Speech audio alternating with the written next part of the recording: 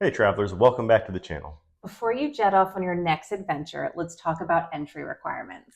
Passports, visas, vaccines, and even what's in your suitcase can determine whether you're allowed into a country. Stick around so you don't get caught off guard at immigration. Welcome to World Wanderers. We're Alicia and Will. Come wander the world with us.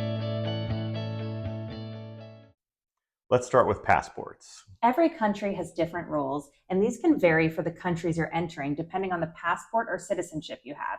So it's important to check a few key things before you travel. First, make sure you have enough blank pages in your passport. Some countries require a certain number of empty pages for entry stamps. Next, check your passport's expiration date. Many places require at least 6 months of validity left before you arrive. If your passport is expiring soon, renew it as early as possible because processing times can take weeks or even months. It's always best to check these details before booking your flight. You can get all this info pretty easily by doing an online search. Right. For US citizens, for example, you can go to travel.state.gov.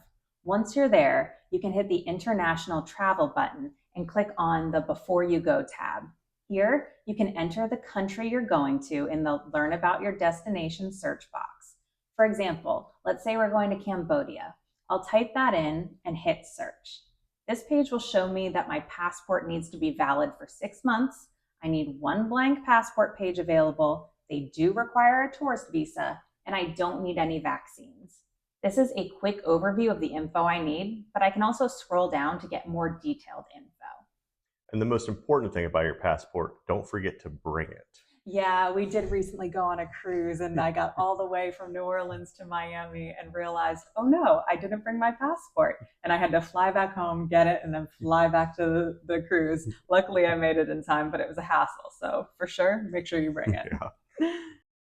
This brings us to section 2, visas. A visa is an official document or stamp in your passport that grants you permission to enter, stay, or leave a specific country for a certain period. Visas are issued by the destination country's government and can have different requirements depending on the traveler's nationality, the purpose of their visit, and how long they intend to stay. Yeah, there are several types of visas, including tourist visas, business visas, student, and work visas. For our purposes, we're concerned with tourist visas, which are for leisure and sightseeing trips. Some countries allow visa-free entry, meaning you don't need a visa for short stays. Others offer visa on arrival, which you can get at the airport. But some destinations require you to apply for a visa in advance, which means you need to complete paperwork and get approval before you go. If you don't have one, airlines normally won't even let you board a flight heading out to that country. The best way to find out which type of visa you need is to check the official government or embassy website. Be careful when searching online. Many third-party websites charge extra fees for visa applications when you can often apply directly through official sources. This can be tricky because they're often the first search result that comes up on Google. We've been fooled a few times. Also, keep in mind that some visas come with entry and exit fees, so it's good to budget for those in advance. Another thing to consider is vaccine requirements. Some countries require proof of certain vaccinations, like yellow fever for parts of Africa and South America. Even COVID-19 restrictions still exist in some places, so always double check this before leaving. And make sure to carry any necessary vaccine certificates with you. Now let's talk about maximum stay limits. Even if you enter a country legally, you can't stay there forever. Many places have limits on how long tourists are able to stay. For example, if you're visiting Europe's Schengen zone, which encompasses many of the popular tourism countries people like to visit, like Italy, France, Germany, etc., you can only stay for 90 days within a 180-day period. Right, so basically the longest you could stay would be a 3-month straight tour of Europe. If you're planning a long trip, there's many Schengen calculator apps and websites that can help you track your days and avoid overstaying your visa.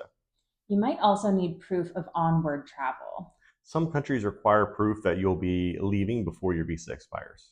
And if you don't have a return ticket yet, one trick is to book a refundable ticket and cancel it later if your plans change. This can be a useful workaround if you're unsure of your exact date of departure. You should also be aware of travel bans and restrictions. Certain travel histories can also affect your entry into a country. If you visited Israel or certain parts of the Middle East, you might face restrictions when trying to enter other countries, for example. Always check whether your past travels could impact your next destination to avoid any surprises at immigration.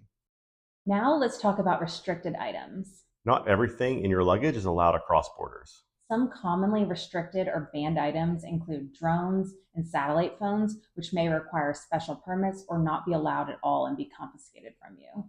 Medications can also be tricky. Some prescriptions that are legal in one country might be restricted in another, so always carry a doctor's note if you're traveling with medicine. Most common medications like ibuprofen or antibiotics are generally fine to travel with, especially if they're in their original packaging. However, some medications, such as certain painkillers or stimulants like Adderall, may be restricted or even banned in some countries, even with a doctor's note.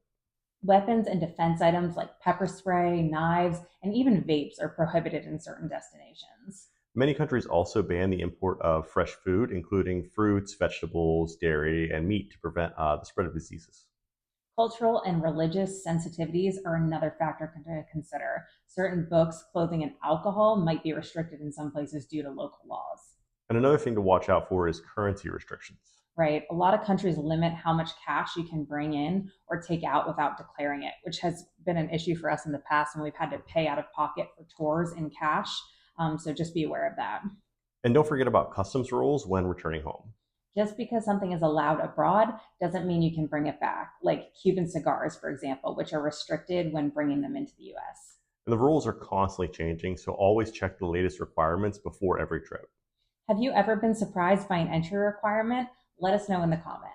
And don't forget to like and subscribe for more travel tips. Thanks for watching and safe travels.